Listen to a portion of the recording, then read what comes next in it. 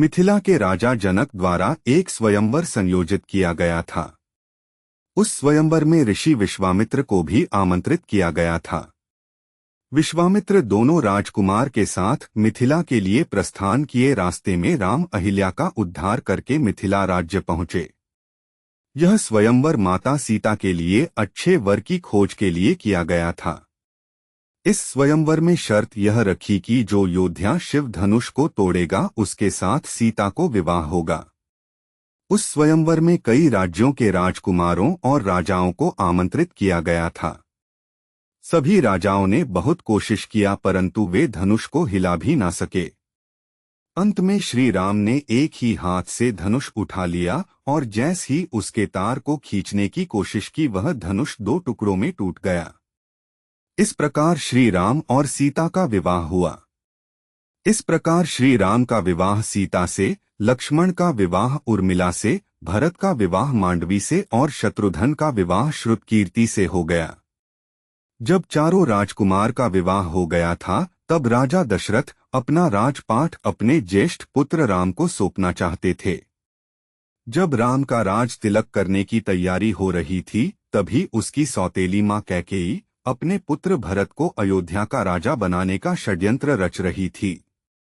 यह षड्यंत्र बूढ़ी मंथरा के द्वारा किया गया था। रानी कैकेयी ने एक बार राजा दशरथ की जीवन की रक्षा की थी। तब राजा दशरथ ने उन्हें 2 वर मांगने के लिए कहा था पर कैकेयी ने कहा समय आने पर मैं मांग लूंगी। उसी वचन के बल पर कैकेयी ने राजा दशरथ से अपने पुत्र भरत के लिए अयोध्या का सिंहासन और राम के लिए 14 वर्ष का वनवास मांगा। जब यह बात श्री राम को पता चला तो एक आज्ञाकारी पुत्र राम अपने पिता के वचन को आशीर्वाद माना और वन के लिए चल दिए। अपने पत्नी धर्म को निभाते हुए माता सीता भी उनके साथ वन गमन को तैयार थी और छोटा भाई लक्ष्मण भी भ्रातृत्व प्रेम के कारण अपने बड़े भैया राम के साथ वन जाने के लिए तैयार हो गए। माता सीता और प्रिय भाई लक्ष्मण के साथ 14 वर्ष का वनवास व्यतीत करने के लिए राज्य छोड़कर चले गए। इस दुख को राजा दशरथ बर्दाश्त नहीं पाए और पुत्र वियोग उनकी मृत्यु हो गई। कैकेयी के पुत्र भरत को जब यह बात पता चली तो उसने भी राजगद्दी पर बैठने से मना कर दिए और अपने बड़े भाई को मनाने वन की तरफ चल दिए।